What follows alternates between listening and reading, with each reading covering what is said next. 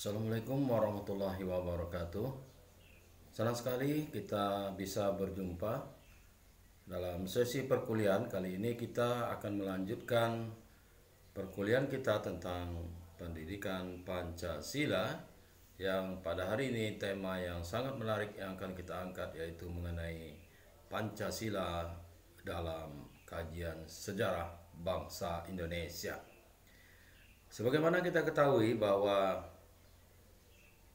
proses kelahiran Pancasila itu sendiri sampai diaplikasikan dalam kehidupan kita berbangsa dan bernegara tentunya telah melalui jalan yang sangat panjang sekali sehingga ditetapkanlah Pancasila sebagai dasar falsafah negara Indonesia.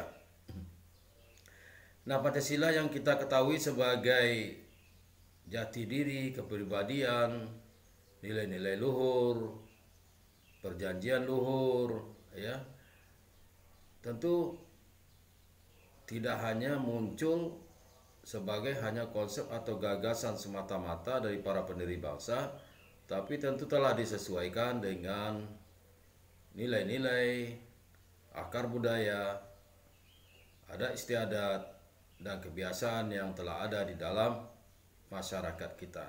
Nah, ini bisa kita lihat bahwa dalam proses lahirnya Pancasila, bahwa nilai-nilai yang ada di dalam Pancasila itu tidak terlepas dari nilai-nilai yang sudah ada sejak zaman dahulu kala dan juga terutama pada masa-masa kerajaan-kerajaan Nusantara. Nah, pada hari ini kita akan membahas tentang Pancasila dalam kajian sejarah, mulai kita melihat dari masa kerajaan-kerajaan Nusantara, juga masa pra-kemerdekaan, masa kemerdekaan, dan pasca kemerdekaan, di mana kita telah melalui Orde Lama, Orde Baru, dan juga Orde Reformasi.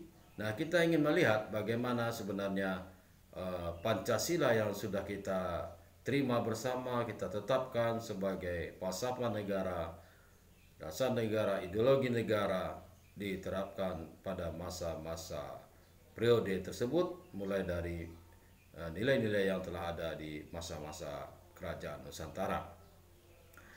Nah, sebagaimana kita lihat bahwa akar budaya bangsa Indonesia, adat istiadat masyarakat Indonesia sebenarnya sejak dahulu kala telah menerapkan nilai-nilai Pancasila. Walaupun Pancasila itu belum lahir, belum disebut dengan Pancasila, belum ditetapkan oleh para pendiri bangsa, tapi secara historis, secara sosiologis, dan secara yuris akhirnya Pancasila ditetapkan sebagai dasar falsafah negara.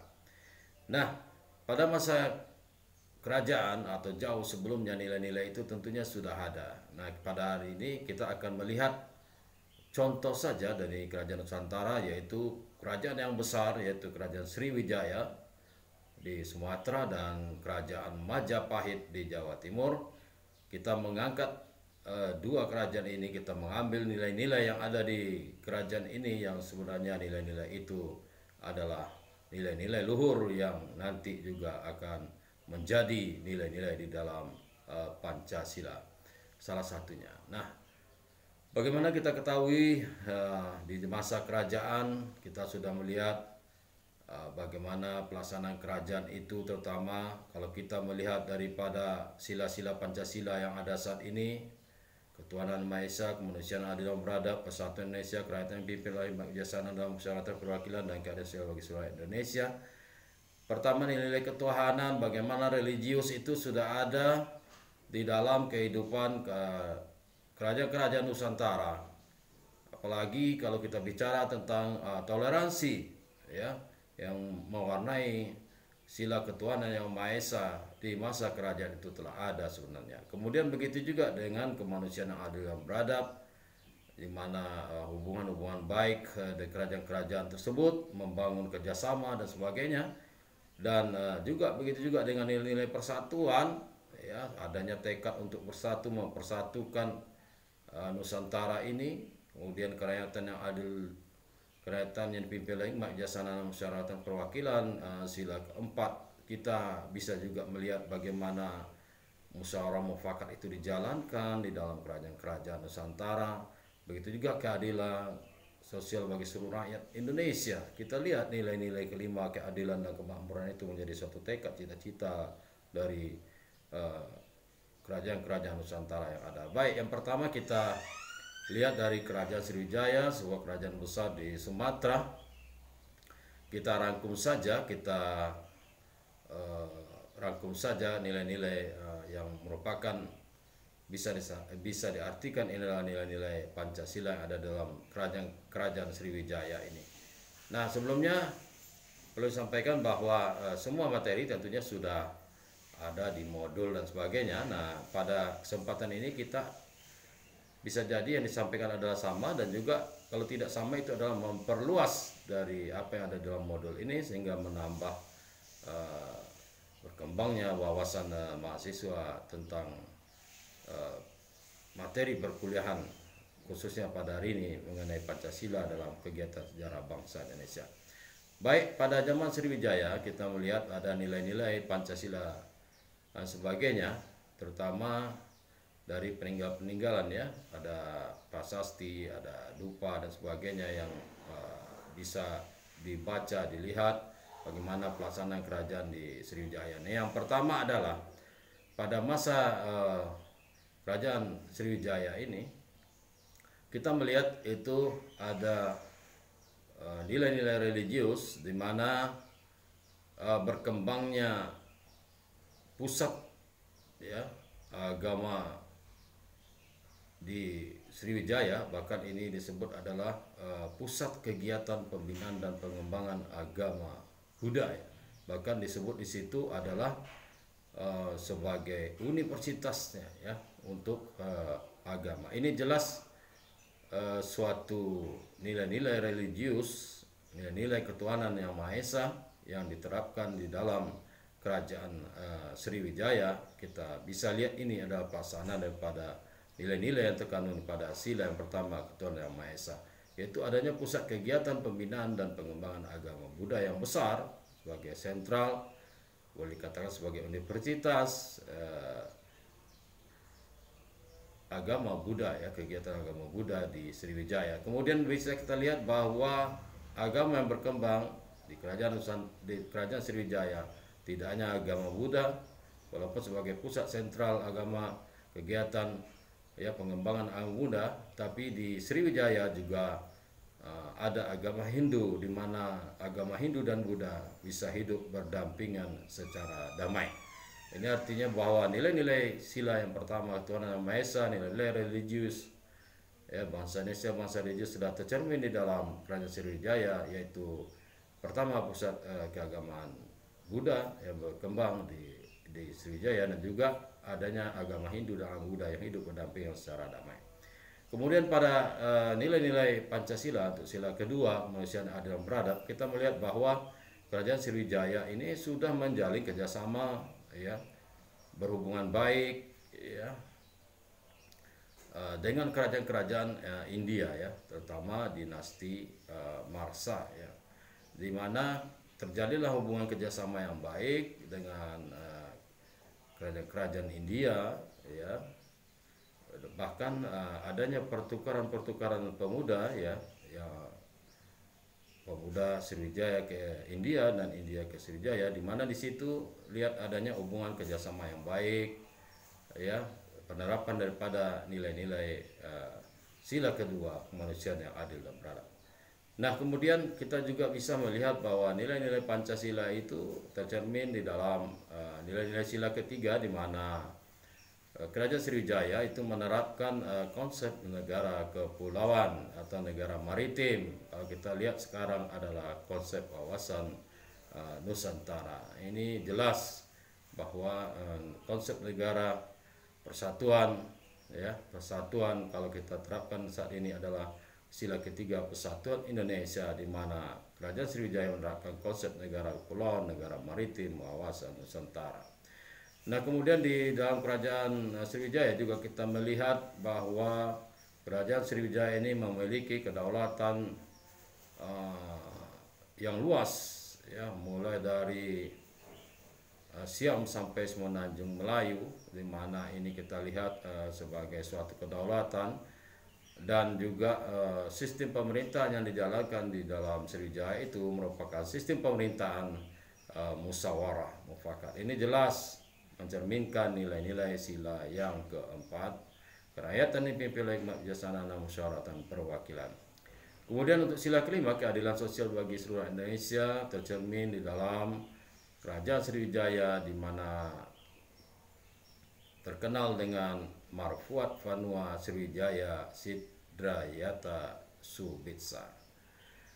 Marfuat Vanua Sriwijaya Sidrayata Subitsa, yang artinya adalah cita-cita negara atau kerajaan Sriwijaya untuk mewujudkan keadilan dan kemakmuran bagi rakyatnya, dan ini dibuktikan dengan Sriwijaya sebagai pusat pelayaran dan perdagangan yang bisa memberikan keadilan dan kemakmuran bagi rakyat Sriwijaya. Itulah nilai-nilai luhur yang ada di dalam Kerajaan Sriwijaya yang bisa kita lihat ini adalah cerminan nilai-nilai Pancasila, mulai dari sila pertama, kedua, ketiga, keempat, dan kelima.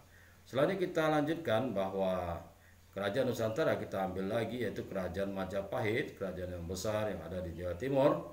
Nah, ini bisa kita lihat bagaimana di zaman Kerajaan Majapahit ini ada karya yang luar biasa, kitab atau buku yang dibuat oleh Empu Prapanca maupun dari Empu Tantular, di mana kita lihat Empu Prapanca melahirkan suatu kitab atau buku Negara Kertagama, dan disinilah ada istilah di dalam buku ini yang disebut dengan Pancasila Krama. Ya, jadi kata-kata Pancasila itu sudah muncul di dalam buku Empu Prapanca Negara Kertagama dengan adanya istilah Pancasila Krama, yaitu 5 sendi alas dasar dalam kehidupan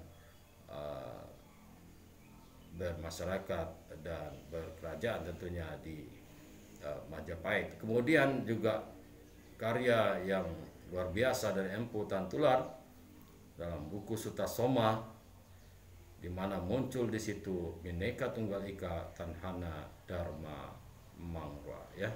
Jadi artinya apa yang ada di dalam Pancasila hari ini ternyata sudah ada di masa kerajaan, baik itu istilah namanya ataupun apa yang diaplikasikan di dalam Pancasila. Pertama adalah istilah yang muncul Pancasila Krama karangan Empu Prapanca Negara Kertagama, dan juga istilah Bhinneka Tunggal Ika yang muncul dari buku Empu Tantular Sutasoma.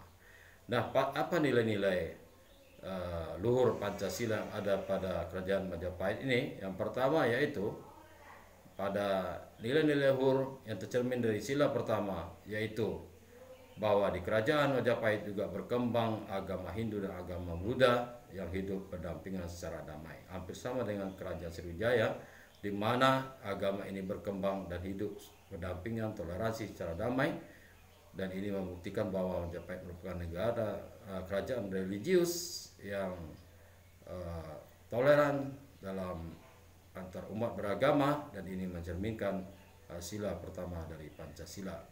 Yang kedua adalah sila yang kedua, manusia yang ada tercermin dalam Kerajaan Sriwijaya, yaitu di mana menjalin hubungan baik kerjasama Raja Hayam Wuruk dengan kerajaan-kerajaan baik di Tiongkok, Ayodhya, Champa, Kamboja, dan dengan kerajaan-kerajaan tetangga tentunya. Dan ini tentunya mencerminkan daripada sila kedua Pancasila. Kemudian nilai yang tercermin daripada sila ketiga dalam Kerajaan Majapahit, yaitu di mana adanya keutuhan kerajaan yang kuat, kesatuan yang kuat dari Kerajaan Majapahit, dan juga ada sumpah yang terkenal dari Mahapati Gajah Mada yang ingin berniat menyatukan Nusantara. Niat-niat ingin menyatukan Nusantara ini merupakan pencerminan persatuan Indonesia pada saat ini, yaitu sila ketiga dari Pancasila. Nah, di sila keempat kita lihat bagaimana Kerajaan Majapahit ini juga menerapkan sistem pemerintahan yang musyawarah mufakat, di mana kerajaan ini juga mempunyai para ahli, para penasihat kerajaan yang tentunya di sini untuk bermusyawarah dalam membuat kebijakan atau keputusan dari raja atau kerajaan, dan juga berkembangnya nilai-nilai gotong royong di dalam kehidupan masyarakat di kerajaan Majapahit. Nah, inilah mencerminkan sila yang keempat dari Pancasila. Nah, sila kelima juga adanya suatu usaha yang besar dari kerajaan Majapahit untuk menciptakan keadilan, kesejahteraan, kemakmuran bagi rakyatnya, dan Kerajaan Majapahit sangat berkembang dan juga menjadi suatu kerajaan yang besar, ya, yang menerapkan kesejahteraan dan kemakmuran untuk rakyatnya. Ini mencerminkan sila kelima Pancasila pada saat ini. Nah, itulah pada masa kerajaan. Dari kajian sejarah Pancasila dalam kegiatan sejarah, kita lihat bagaimana nilai-nilai Pancasila itu sudah ada di dalam kerajaan, baik kerajaan Sriwijaya dan Majapahit. Begitu juga kerajaan-kerajaan lainnya. Tapi kita cukup membahas dua kerajaan besar ini. Mudah-mudahan nilai-nilai luhur Pancasila ini sudah bisa dimengerti dan dipahami bahwa Pancasila itu memang nilai-nilai akar budaya telah ada di dalam kehidupan bangsa Indonesia sejak zaman kerajaan hingga saat ini. Nah, kemudian bagaimana perjalanan lainnya Pancasila? Kemudian kita lihat bagaimana proses perumusannya, itu pada masa prakemerdekaan. Kita lihat bagaimana Pancasila ini diyakini oleh para pendiri bangsa sebagai suatu jalan keluar, solusi, ya, penyelesaian konflik sosial kita yang berbineka ini, ya, beragam-ragam ini, etnis, agama dan sebagainya. Dan ini dianggap harus ada suatu dasar yang bisa dipegang bersama untuk menyelesaikan konflik sosial atau potensi munculnya konflik sosial. Nah, kemudian Pancasila ini dijadikan sebagai suatu kompromi, ya, kompromi politik sosial dalam filsafat sosial. Artinya Pancasila bisa menjadi suatu kesepakatan kompromi untuk mengatasi berbagai macam persoalan bangsa ini, terutama keberagaman bangsa Indonesia. Nah, itulah proses kenapa Pancasila ini lahir, ya. Para pendiri bangsa berpikir seperti itu. Kemudian bagaimana kita lihat adanya sidang BPUPKI, ya, Badan Penyelidik Usaha Persiapan Kemerdekaan Indonesia yang pertama, mulai daripada bulan Mei sampai 1 Juni 1945, dan juga BPUPKI yang kedua 10 Juni sampai dengan 1 Juli 1945, di mana menghasilkan rumusan-rumusan Pancasila. Disinilah wujud dari rumusan Pancasila yang disepakati oleh para pendiri bangsa yang disebut dengan perjanjian luhur tadi. Nah, para pendiri bangsa ini mengusulkan, ya, Pancasila itu dengan berbagai argumen, dengan berbagai pendapat, walaupun berbeda-beda, tujuan mereka adalah sama. Ini terlihat dari apa yang mereka usulkan, ya, sila-sila dari Pancasila ini, di mana yang pertama Mr. Muhammad Yamin pada tanggal 29 Mei 1945 mengusulkan sila Pancasila itu yang pertama adalah disebut dengan pri kebangsaan, yang kedua pri kemanusiaan, yang ketiga pri ketuhanan, yang keempat pri kerakyatan, dan kelima kesejahteraan rakyat. Kemudian rumusan yang disampaikan oleh Mr. Supomo tanggal 31 Mei 1945, yang pertama yaitu persatuan, yang kedua sila yang kedua kekeluargaan, yang ketiga keseimbangan lahir batin, yang keempat musyawarah, dan yang kelima keadilan rakyat. Nah, selanjutnya Insinyur Soekarno pada 1 Juni 1945 mengusulkan nilai Pancasila itu sebagai yang pertama adalah nasionalisme atau kebangsaan, dan yang kedua internasionalisme atau pri kemanusiaan, yang ketiga adalah mufakat atau demokrasi, yang keempat kesejahteraan sosial, dan kelima adalah ketuhanan yang berkebudayaan. Selanjutnya kita juga melihat bahwa adanya Piagam Jakarta pada tanggal 22 Juni 1945 yang mengusulkan yang pertama adalah ketuhanan dengan kewajiban menjalankan syariat Islam bagi pemeluknya, yang kedua kemanusiaan yang adil dan beradab, yang ketiga persatuan Indonesia, yang keempat kerakyatan dipimpin oleh hikmat bijaksanaan dan musyawarah perwakilan, dan kelima keadilan sosial bagi seluruh rakyat Indonesia. Nah, kemudian sidang PPKI pada tanggal 18 Agustus 45 memutuskan, Yang pertama, sila pertama ketuhanan Maha Esa, kedua kemanusiaan yang adil dan beradab, ketiga persatuan Indonesia, keempat kerakyatan dipimpin oleh hikmat bijaksana dalam musyawarah perwakilan, lima keadilan sosial bagi seluruh rakyat Indonesia. Inilah sila-sila dari Pancasila pada hari ini yang berlaku hingga saat ini berdasarkan kesepakatan keputusan para pendiri bangsa. Inilah yang kita sebut dengan perjanjian luhur, ya, kesepakatan yang kita jalankan hingga saat ini kita berlaku di negara kita tentang Pancasila. Nah, bagaimana kondisi bangsa setelah kita merdeka memiliki Pancasila, dan paling penting adalah bagaimana sebenarnya mengaplikasikan Pancasila yang sudah kita sepakati, bagaimana kita menjaga Pancasila itu, bagaimana perkembangan aplikasi Pancasila itu dalam kehidupan masyarakat berbangsa dan negara. Sekarang kita lihat pada masa kemerdekaan, ya, 17 Agustus maupun pasca kemerdekaan. Nah, di sini kita bisa melihat bagaimana pada awalnya terjadi perubahan, ya, dari kabinet kita presidensial, negara kita yang presidensial menjadi parlementer. Ya, ini tentunya bagaimana pandangan Pancasila ini sebenarnya, ya, apakah kita seharusnya presidensial atau parlementer, ya. Ini bisa kita kaji apakah ini masih sejalan dengan Pancasila yang kita sepakati, yang telah lahir dari para pendiri bangsa ini. Yang kedua yaitu terjadinya konflik dan perpecahan kabinet yang seringkali, ya, tahun 1945, 1946, ya, terjadi konflik perpecahan kabinet karena sistem kita menganut parlementer, ya. Jatuh bangunnya kabinet itu terjadi di dalam kehidupan kebangsaan kita. Kemudian pengambil alih kekuasaan dan kabinet oleh presiden pada tanggal 29 Juni 1946, kemudian muncul lagi pemberontakan PKI, ya.